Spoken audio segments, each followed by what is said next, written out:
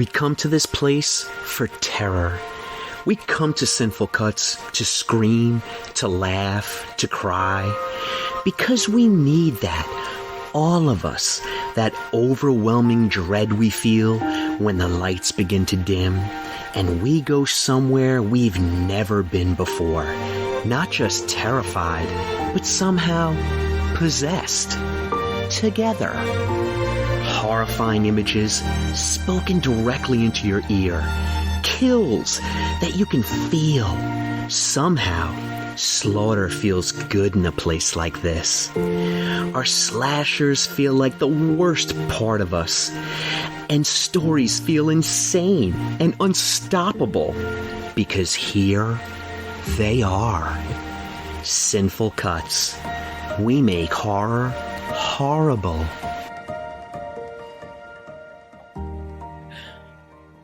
Hey sinners, welcome to Shortcuts this week, and we've got some exciting news. I know we've been talking about the Squid Games at the Red Zone for weeks now, if not longer, and it happened yesterday, the 2nd of February. And it was so much fun, and the food was fantastic, and baby sweet face himself, John, was an incredible host. And I guess how we'll do this is I'm going to ask two questions, Shannon. Okay. So the first question being, raise your hand if you were the first one eliminated, and that would be me. Now raise your hand if you won the whole goddamn thing. And that would be Shannon. I can't believe it. My initial reaction is I want to recount, but there were no votes because this wasn't Survivor. There was just bone-crushing eliminations. And it was all about Matt, and Matt, Shannon's husband, I noticed that when you're eliminated, he would shoot you with the Nerf bullet, and I noticed that everybody else got shot once, and I got shot 5 times. Yeah, you so did. I'm gonna have a word with Matt about that. But it was so clever, and it was so fun, and honestly, I mean, every time I walk into a bar, I'm having fun immediately because of what it is and what you do there. But this is possibly one of the most fun times I've ever had in a bar. And I could say the same for every single person that was there. It was fun enough that I do think he's going to do it again. I actually already had a friend reach out to me on social media saying, oh my God, is he going to do it again? Because I have, like, me and a few other friends want to go. So I can't wait to see the video footage too. I can say, because it happened to me, being the first one eliminated, it was just as much fun to watch what was happening from a bar stool, eating some wings and drinking some beers and having a great time. Did we mention how delicious the wings are? Have we talked about the wings? All right. I'm a little We talked about it at a time. Well, you know what? There's only one thing I talk about more than the delicious wings at the Red Zone, and that's the French spider horror film Venom, coming to theaters in America very soon. But I'm a little disappointed in the two of us, though. No reflection on the Red Zone, because you and I got a large order of the hot buffalo wings, but on the car ride home, as my tum-tum was growling for more wings, I was like, that was a missed opportunity. I definitely should have gotten the sweet Thai chili or the barbecue, because they're so friggin' good. Well, I guess we're going to have to go back there then. Oh, yeah. So, all right, we're going to convince John. I don't think there's much convincing needed, because it was such a fun time yesterday and it was such a great crowd. And again, everybody left, no matter if you lived or died, everybody left with a smile on their face. But there's still a lot of winter left, and I think it's a really cool, fun thing to do in the winter, because the winter's bleak. So here on the Northeast, so I think he's definitely has to have a Squid Games Part 2. Nudge, nudge, wink, wink, John. John, I know you're listening. So, all right. So, sinners, I got to the bar a couple of minutes early. Matt and Shannon weren't there yet. And I see John immediately and he's like, hey, how you doing? He gives me a hug and he goes, thank you so much for all the promotion that you've been doing on the podcast. And then he takes a long pause and he says, and thanks for calling me sweet face. Now, John is easily a foot bigger than me and a foot wider than me. And I was like, oh, you heard that, did you? I said, hope you like it, right? And he didn't squish me into a tiny little ball and put me in his pocket. So I guess he does like it. Oh, good times though. So Shannon won $800. The door prize was $800. And the irony was that Shannon and I, before the games began, we were sitting on our bar stools as all the preparation was going on in the background, and it was a nice, vibe and a buzz going on because we knew it was going to start soon. And we just started talking about all of the horror stuff that we have coming up.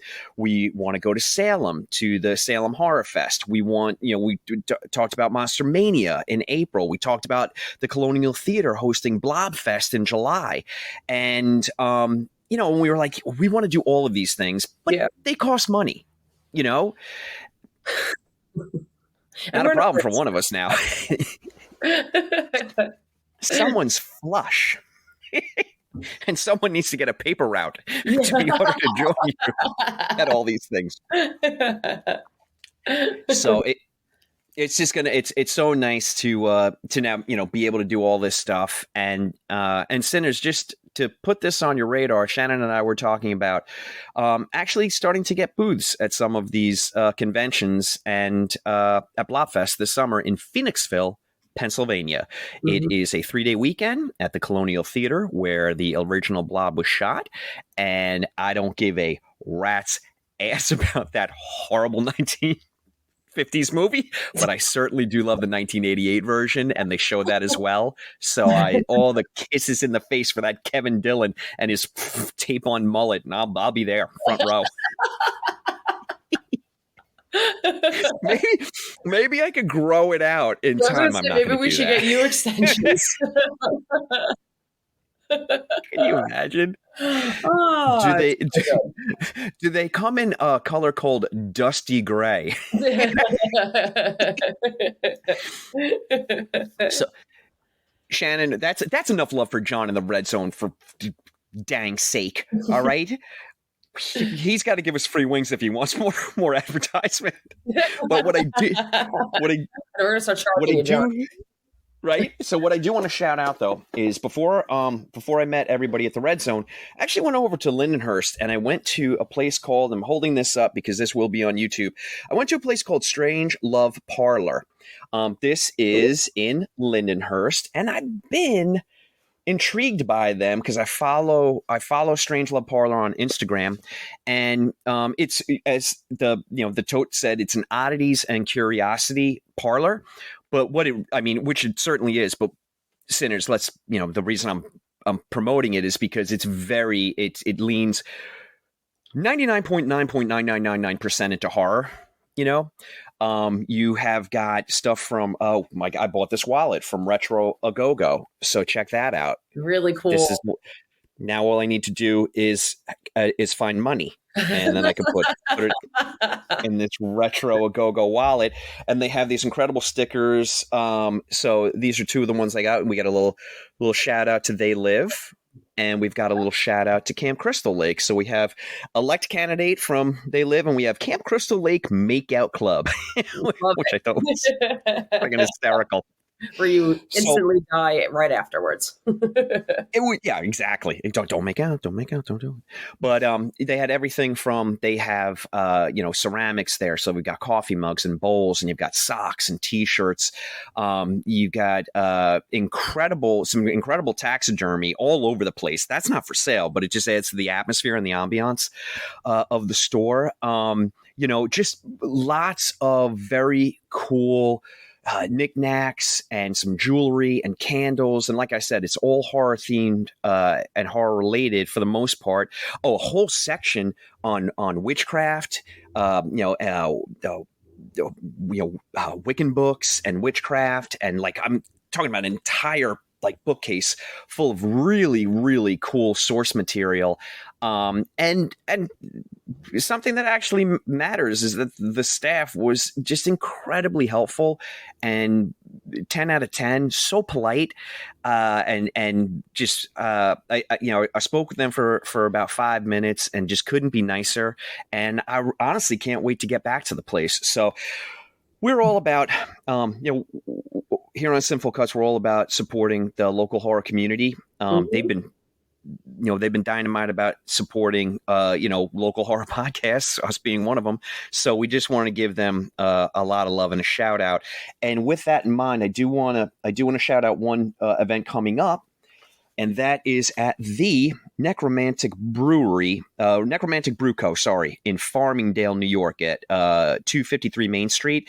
Syosset Public Library is actually sponsoring a Booze and Brews live storytelling event, and Kiss Face Hall of Fame, Clay McLeod Chapman is going to be there, along with Robert P. Atone, and they're going to be doing some live storytelling of the scary kind. And let me tell you something: if you go on the right, and the beers looked incredible because I've already checked everything out about the Necromantic Brew Co.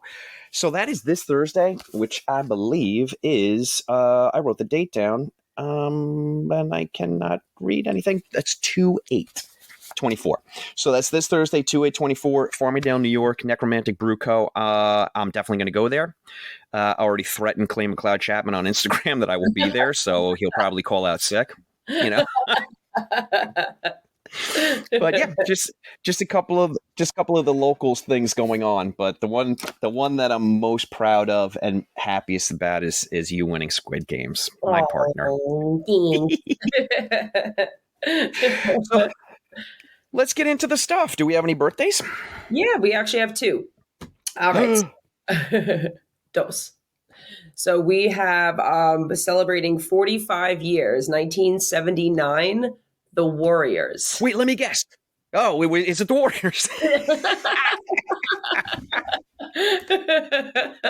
Spoiler alert, I never would have guessed The Warriors. So that's so cool.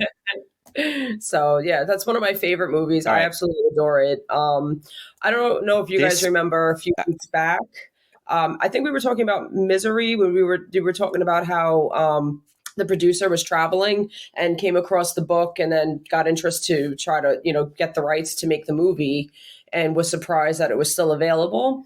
So this kind of happened in the same manner. So this is a book, The Warriors, and forgive me, I forgot his name, but the producer, he was in a local bookstore, and he went right to the rack where it was, like the discounted books, basically. And he was intrigued to look at a book with the cover ripped off. So he's like, oh, what's this about? And he decided to pick it up. I think he bought it for like $1, maybe $2, something like that. And it happened to be The Warriors. And he read it and was intrigued, and, eventually got it made. And I think it's a absolute cult classic. Yeah, Warriors is easily one in my top 10 on the desert island. For sure, it's a top 10. Shannon and I, Sinners, as you know, we're from New York. So, it resonates with us because every time I see a sign for Van Cortlandt Park, I think of the Warriors. Every time I see a sign for Coney Island, I think of the Warriors. Anytime I'm in Coney Island, I look for Coney Island.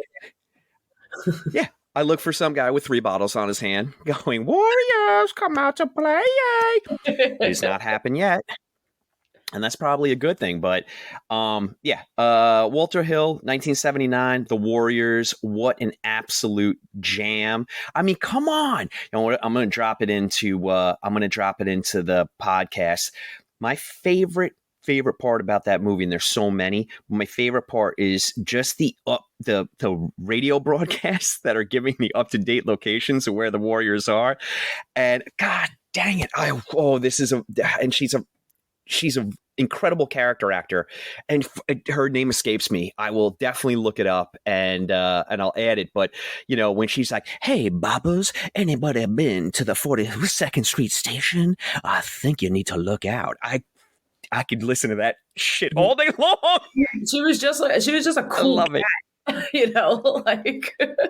Oh, it's the best. And the friggin' riffs. I mean, the riffs. Oh, right now. All right, Roy is going to listen to this, and he is going to be punching his radio because it could be.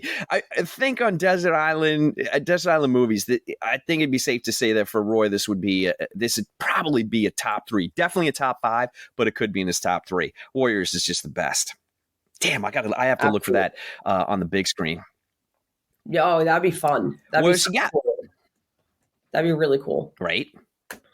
Oh, shoot. Just, all right, because I can never shut up. Just to let you know what I have coming up on 27th of February at downtown Lower Manhattan at the Alamo Drafthouse, I'm going to go see Sleepy Hollow on the big screen.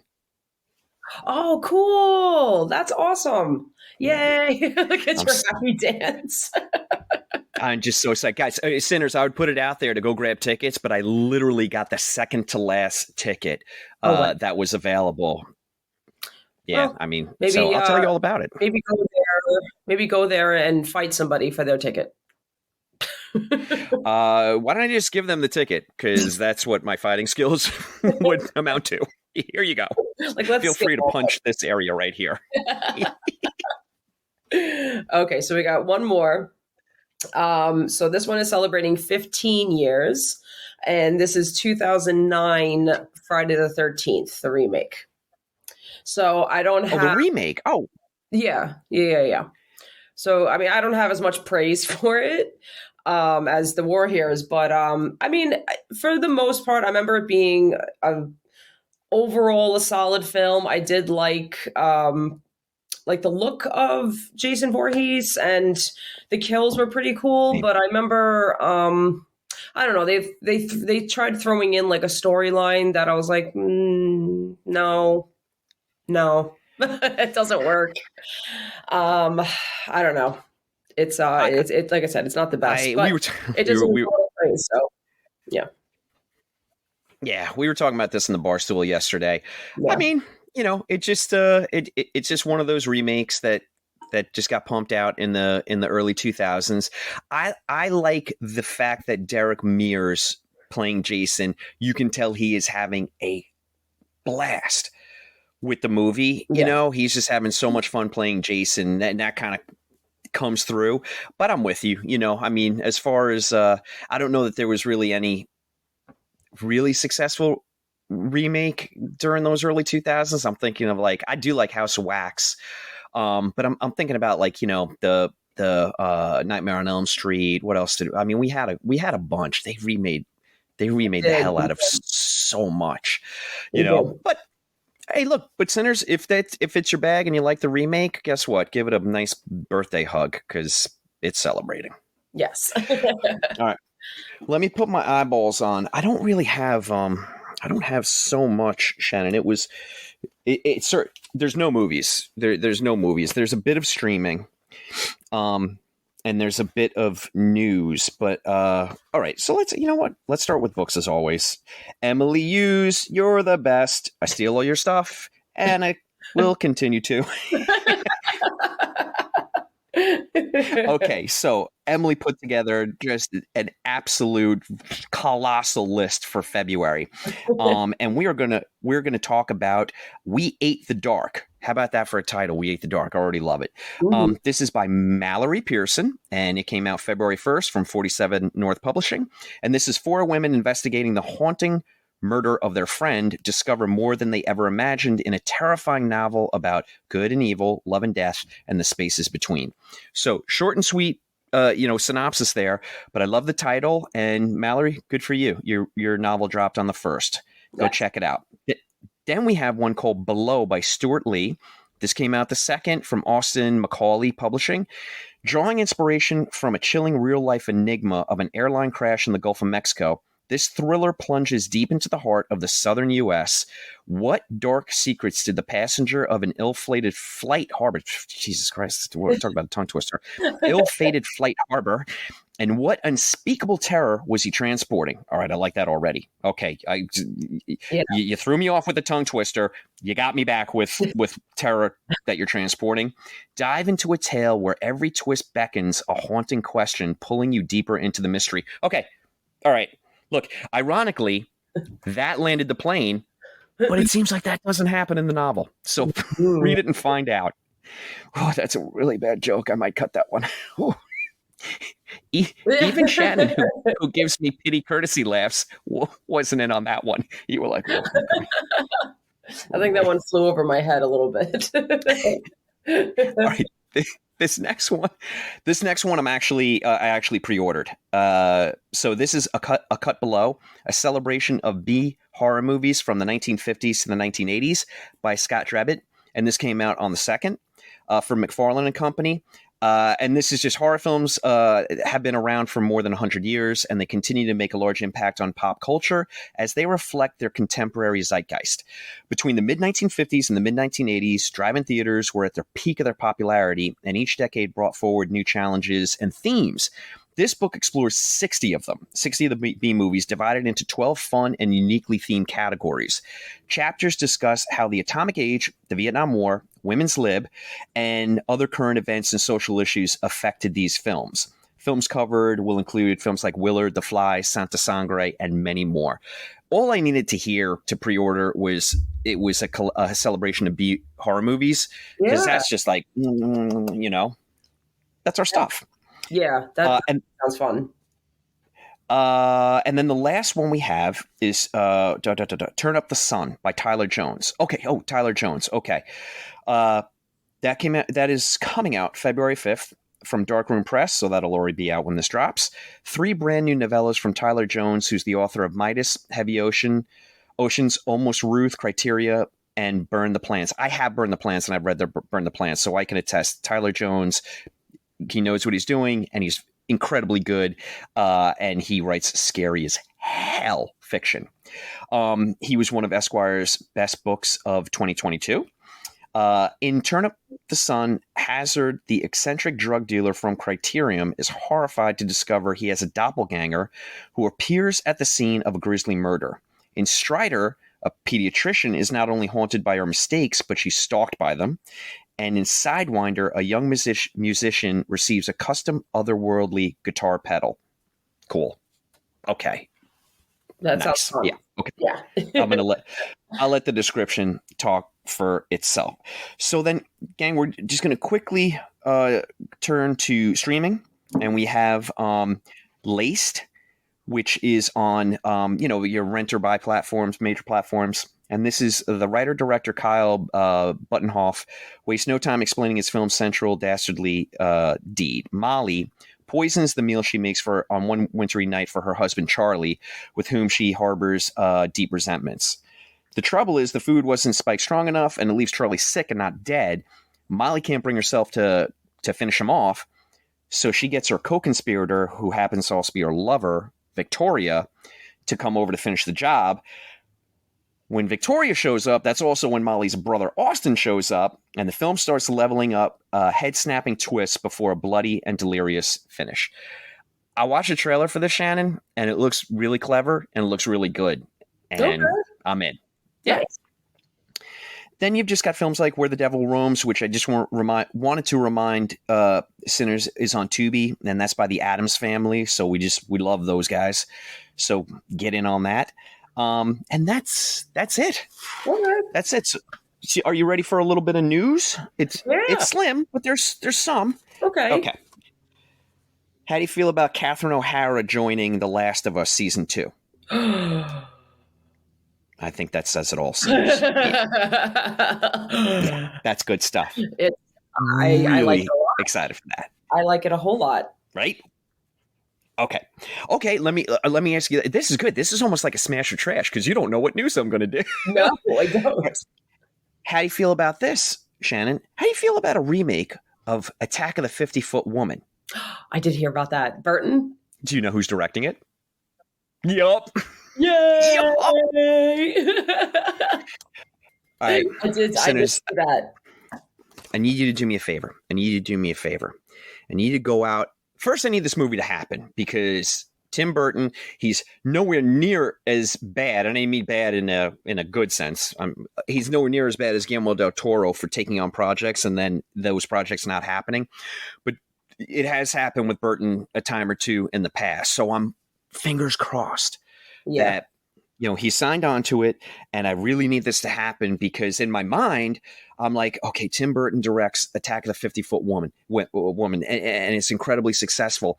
And that sparks an entire new generation of 1950s B-movie remakes, which I'm down for. Yeah. We already have all right, let me see if I can do this right, because as our resident Italian expert, you're going to let me know. Michael Giacchino is directing them. Yeah. It's Giacchino, right? Giacchino. Stupid Irish mouth gets it. So we already have Michael Giacchino directing them. Then we're going to get a Tim Burton directing Attack of the 50-Foot Woman. I mean, I'm just putting this out there for directors at large. Tarantula is waiting for you, Yeah, I mean, I know we got Shape of Water, but what about Creature from the Black Lagoon, Universal? Come on. What the hell? Yeah. I've been wondering if that has like a copyright issue, because I'm wondering why we haven't seen that at all. Shannon, it's almost like a cursed film. Oh, by the way, Sinners, you want to check out something cool? Go online. John Carpenter tried to get Creature from the Black Lagoon off the ground. I think it was during the 80s, but the concept art is on the interwebs. So if you just type in John Carpenter Creature from the Black Lagoon concept art, you'll get an idea of what the Creature from the Black Lagoon was going to look like. It's pretty similar to the Creature from the Black Lagoon that we get in Monster Squad, but it's pretty cool. Yeah. I mean, it looks pretty badass. But anyway, look, my breath is significantly held for this, because if we got some sort of resurgence of 1950s creature features. You think I talk a lot now? Jesus Christ. You think it's bad about me droning on about French spider movies? Could you imagine if they remade Tarantula? Oh, God. You might quit. You actually might quit the podcast. Never. I can't do anymore. Oh, all right. This one's sad. This one's sad. R.I.P. Carl Weathers. Yeah. Raise a Big glass. kiss for you, Carl Weathers. Yes, To Carl Weathers. I mean, who gave us such great films and such great performance from start to finish. But Predator, Action Jackson,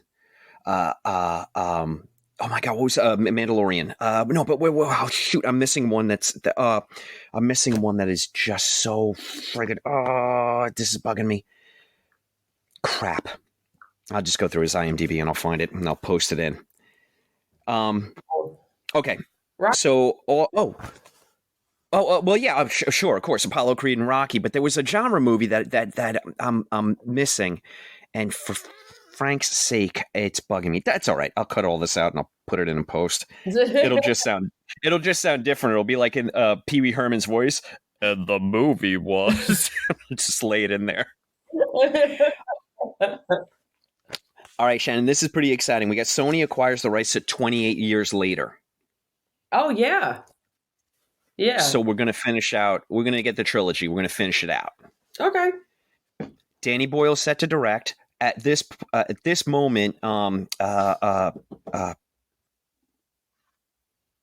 my God, who starred in the movie? Dan was just an Oppenheimer for. Me and names. Terrible at names. we're gonna have to drop this one in too, for Pete's sake. Cillian Murphy, what the hell is wrong with us? All right, we had some pops yesterday, didn't we? Yeah, we did. Okay. It's not so bad, those Sinners. Hang in there. All right. So right now, Cillian Murphy is only producing, but I'm hoping that Danny Boyle gives him a little nudge, and gets him to star as well. And then the last thing I've got is the only trailer that I have this week was the Tarot movie. Okay. So a bunch of kids get a tarot deck. It's very it's a very eclectic deck. It's not like a standard, it's kind of like vintagey and a little decrepit, and they play it and then whatever your reading is, like your final card, that kind of dictates how you are going to get murdered. I kind of like this a lot. Oh, right? I'm clever. Yeah, that's scary. So again, it's only the trailer, but the trailer is getting comparisons to like a Final Destination vibe. Okay. You know, so that's cool. I'm down for that. Yeah.